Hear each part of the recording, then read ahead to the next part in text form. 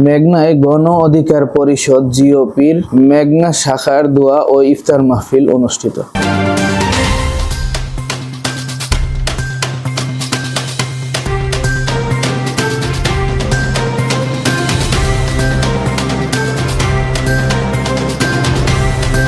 প্রোগ্রামে ঐক্যবদ্ধ থাকার আহ্বান জানিয়ে আজকের মতো আমি শেষ করছি। আসসালামু আলাইকুম। অধিকার পরিষদের দায়িত্বশীল ভাইরা আজকের যে তাদের জন্য দোয়ার আয়োজন করছেন, আমরা তাদের জন্য দোয়া করি আল্লাহ তাআলা তাদেরকে যেন জান্নাতুল ফেরদাউস নসিব করেন, সবাই বলেন আমিন। আর বিশেষ করে আজকে যারা প্রোগ্রাম আয়োজন করছেন তাদেরকেও আন্তরিক মোবারকবাদ জানাই। পাশাপাশি আমাদের মেঘনার সবচেয়ে অবহেলিত একটি মেঘনা, আমরা এখানে যারা আসছি সকলকে উদাত্ত আহ্বান করব কিভাবে এক ঐক্য হয়ে এই মেঘনাটাকে একেবারে একটি উন্নত এবং আমাদের ঢাকার সন্নিকটে একটি কাছের এই মেঘনা উপজেলা, সেই জন্য আমরা যেন সকলে ঐক্য হয়ে আমাদেরকে মেঘনাকে যেন একটি উন্নয়ন মডেল হিসাবে গড়ে তুলতে পারি, সেই প্রত্যাশা সকলকে আহ্বান করি।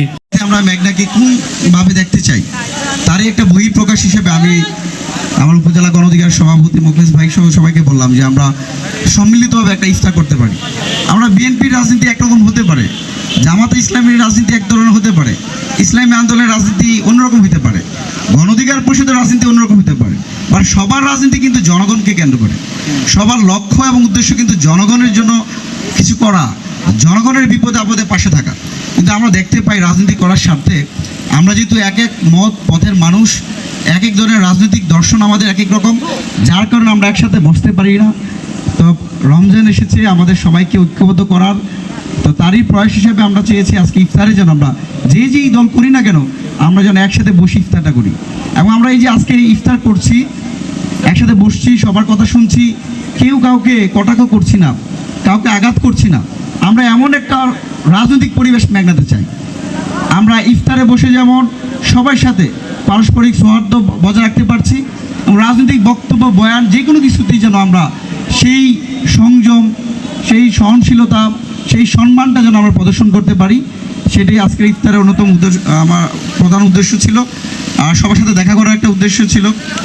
সম্ভবত বৃষ্টি চলে আসতে পারে, আমি আমার বক্তব্য দীর্ঘায়ী করব না।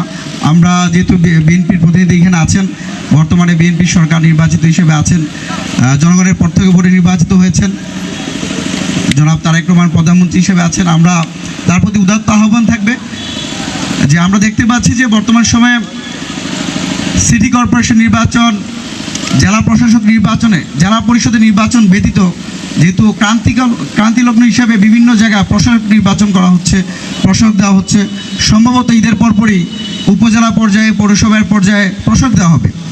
তো আমরা আজকের ইফতার মাহফিল থেকে প্রধানমন্ত্রীর প্রতি আহ্বান থাকবে, যদি এইভাবে প্রশাসক দেওয়া হয় তাহলে জনগণের যে মূল্যায়ন, জনগণের কাছে যাওয়া লাগে, তাদের কথা শোনা লাগে, নির্বাচন হওয়ার সুযোগ কমে যাবে, ভোটাররা ভোট দিতে পারবে না। আমরা উদাত্ত আহ্বান জানাই, মেঘনাতেও হয়তো দিতে পারে, তো মেঘনা যেন প্রশাসক না দেয়, মেঘনা যেন জনগণের ভোটে নির্বাচিত একজন মানুষ চেয়ারম্যান হিসাবে জনগণের সেবা করতে পারে। উপজেলা ভাইস চেয়ারম্যান তারা যেন কোনো কর্মকর্তা না হয়ে তারা জনগণের প্রতিনিধি হয়ে আসতে পারে, সে আহ্বান রাখতে চাই। সর্বোপরি মেঘনার 106টি গ্রামে যেন আমরা মাদক মুক্ত রাখতে পারি। সন্ত্রাসীদের যে অভয়ারণ্য রয়েছে, দলমত নির্বিশেষে মেঘনাকে একটা নিরাপদ এবং বাসযোগ্য গড়ার লক্ষ্যে আমরা যেন সেই সকল সন্ত্রাসী, মাদক চোরা কারবারি যারা আছে তাদের বিরুদ্ধে যেন লড়াই করতে পারি।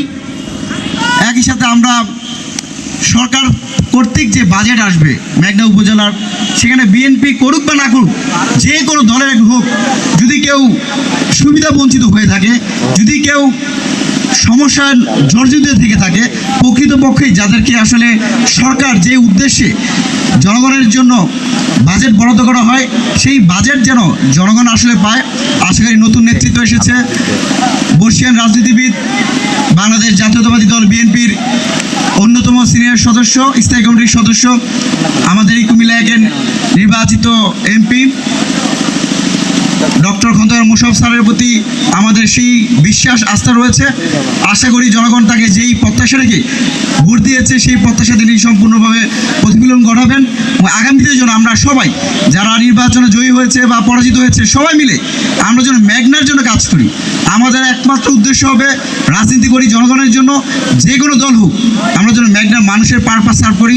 মেঘনাতে যেন আমরা কোথাও এরকম বুক ফুলে বলতে পারি আমাদের কোনো স্ট্যান্ডে চাঁদাবাজি হয় না।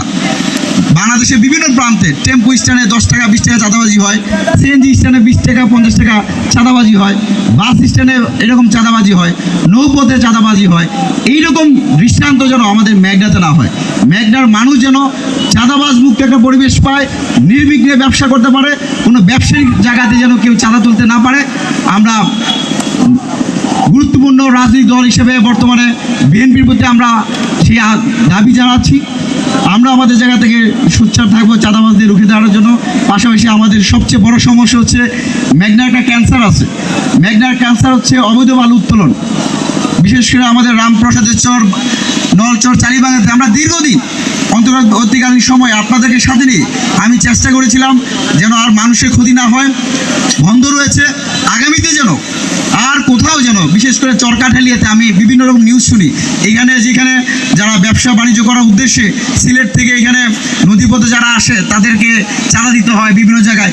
তো যারা চাঁদাবাজ তাদেরকে যেন আমরা রুখে দাঁড়াতে পারি, আর কেউ যেন এরকম সাহস দেখাতে না পারে। যেহেতু এখানে স্টেজে যুবদলের আহ্বায়ক আছেন, আমাদের পছন্দের একজন রাজনীতিবিদ, চেয়ারম্যান ছিলেন, গুরুত্বপূর্ণ দায়িত্বে আছেন, তারা এগুলো দেখবেন। রবিজ ভাই আছেন, আরও যারা আছেন এবং অন্যান্য যারা, সবাই মিলে যেন আমরা মেঘনাকে একটা সুন্দর বাসযোগ্য নিরাপদ একটা বাংলাদেশ গড়ে তুলতে পারি। সবাইকে অসংখ্য ধন্যবাদ। গণ অধিকার পরিষদে আজকের এই ক্ষুদ্র আয়োজন আপনারা মূল্যবান সময় দিয়ে আমাদের এই প্রোগ্রামকে প্রাণবন্ত করেছেন, সাফল্যমণ্ডিত করেছেন। عذاب النار رب ارحمهما كما ربياني صغيرا رب ارحمهما كما ربياني صغيرا আয় আল্লাহ, আপনি আমাদের জীবনের সমস্ত গুনাহকে মাফ করে দেন। আয় আল্লাহ, আপনি আমাদের রোজাকে কবুল করে নেন। রমজানের 1 মাস বিদায় লগ্নে আল্লাহ, জানি না আমাদের গুনাহ মাফ হয়েছে কিনা। আল্লাহ, আপনি আমাদের সকলের জীবনের সমস্ত গুনাহকে মাফ করে দেন। আমাদের আব্বা আম্মা যারা জীবনে দুনিয়া থেকে চলে গেছেন